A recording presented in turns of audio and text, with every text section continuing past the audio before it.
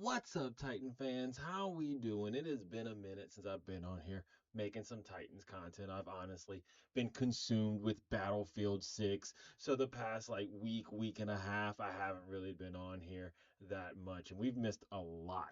Obviously, Brian Callahan fired a week ago. We got to see what Mike McCoy got to do at head coach which wasn't much. I mean, we were pretty much the same old Titans when we had to face the New England Patriots as Mike Vrabel made his way back in to the state of Tennessee, where we knew we were going to get mollywopped. I mean, you saw what the NFL analysts predicted. I know I didn't go over it last week because, like I said, I was deep into some Battlefield 6, but all 10 of their analysts voted against us. We even had one analyst saying we were going to lose like 59-0, I believe it was. I think they were referencing the old Tennessee game where the Patriots beat us in the snow game a while back when we were horrible. I remember CJ2K that game. It was a tough game for us.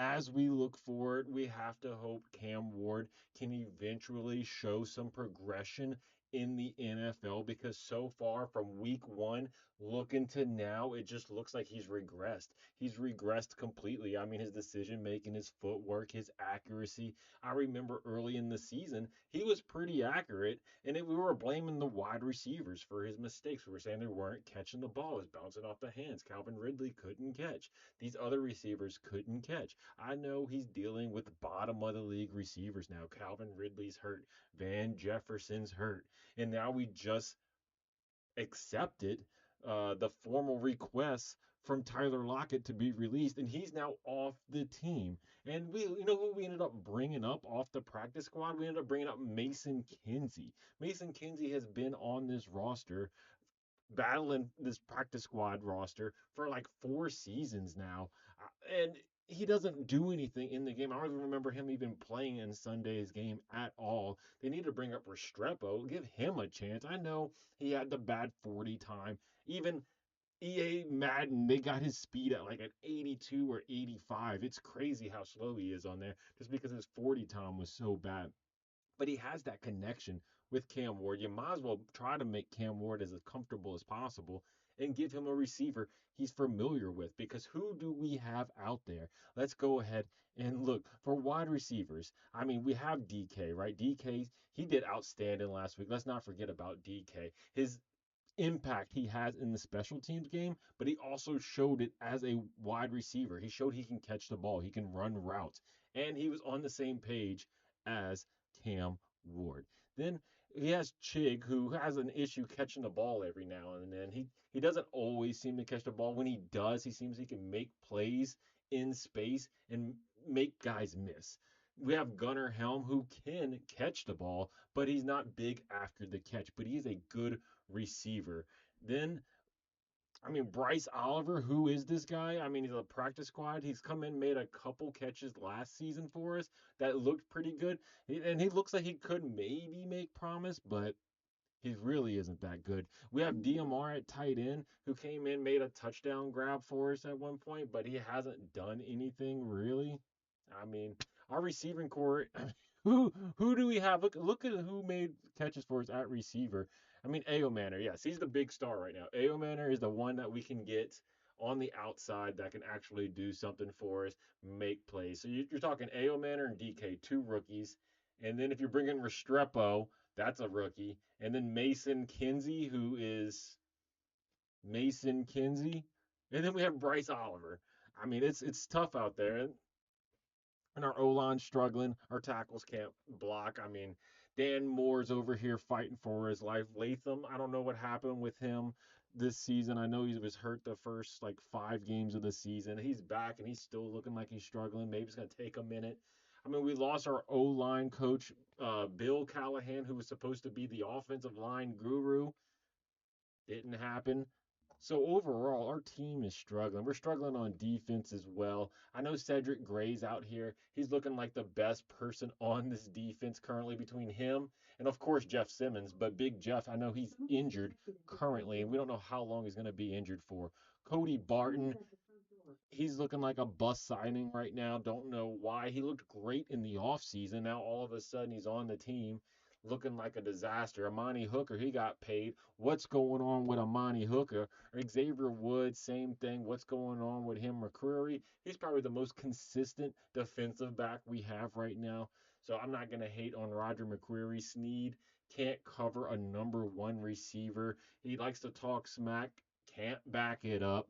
Joseph Day, Diggs, Amar Davis, he's always playing 10 yards off. If he does press, he gets burned. They're always targeting him. Horrible signing. Oh, yeah. Look, right here looking at the stats, Brownlee Jr., you know how good he's doing?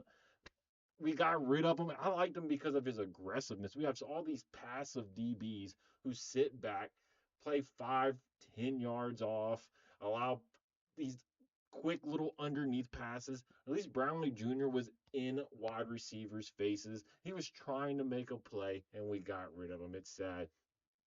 Then T Sweat, I really like T Sweat. I know he's not putting up big numbers this year, but he always has potential.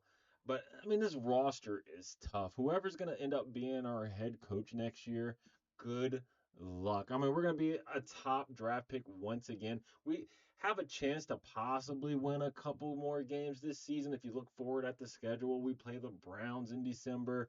Then we got the Saints, and they're both disaster organizations right now. So we may have a chance to win one of those games, but other than that, we might lose every single game this season. It's tough for us all around the board. Cam Ward, we gotta hope he improves. I mean, when you look at his stats in 7 games played, he's completed 136 passes on 236 attempts, sitting at 57.6%.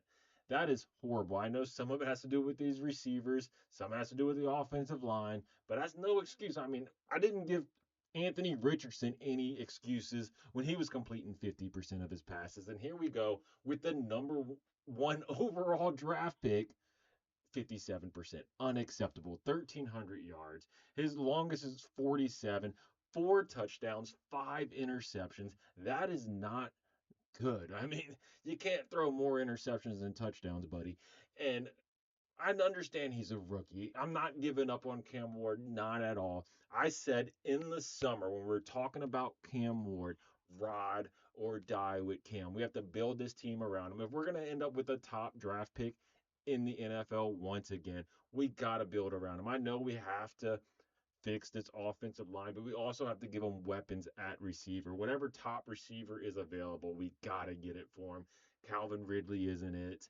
Van Jefferson isn't it. Maybe A.O. Manor and DK can do something. We got to let these young guys play out the rest of the season, build for the future, stop giving these old people opportunities. And then Cam Ward's been sacked 30 times already, and we're not even at the halfway point of the season. We're looking at record number sacks. So we're sitting here at 30 sacks already on the season. The record in a season is 76 by David Carr. We might just get there. I mean, we're going to be edging pretty close to it. I mean, at this point, we're going to be at least in the 60s, 60 something sacks on the season. And if we just have one bad game, you never know. We could end up in that 70 something range, which is insane right now. And then if you look at the fumbles we currently have for Cam Ward, I don't even show it under running right here because he's just throwing the ball and it's just falling out of his hands. He's just losing control. It doesn't count as a fumble for him, so he has 0 on the year. But it's a turnover, brother. He's done it multiple times where he tries to throw the ball and it ends up getting fumbled. He's committed a ton of turnovers so far, and it's a lot of it's looking like Will Levis type play. I know a lot of fans hated Will Levis, but Will Levis was putting up better numbers than this right now. But we can't go back to the Will Levis train. We got to move on. We got to stick with Cam Ward. Will Levis will be on the team probably next year. I mean, we don't really have a backup, so you might as well keep him. He still has another year on his contract. Let him be the backup just in case something happens to Cam Ward. But it's going to be tough either way, no matter who you have under center right now. We gotta fix this O line. We gotta get some receivers, and this defense needs to be overhauled. And a lot of it starts at the top. I know Amy Strunk, she's trying right now. She's firing everyone she can fire. Everyone's saying she needs to sell the team, fire herself, give it to someone else. You can only fire so much. Eventually, you got to start building. We've destroyed everything. Everything's been destroyed. Now we got to start building up. We got to start at the foundation. We got our quarterback right now. I know it's not looking good for him, but we have our quarterback. We got to slowly start building up. We got a couple good promising receivers. We have a few guys promising on defense with Cedric Gray, T. Sweat, McCreary. And then we have a good tight end with Gunnar Helm currently, and maybe our O line. Peter Skoronsky doesn't look that bad. Latham, I know he's had some ups and downs, but he's still young. This is only his second season, and he's a first round draft pick.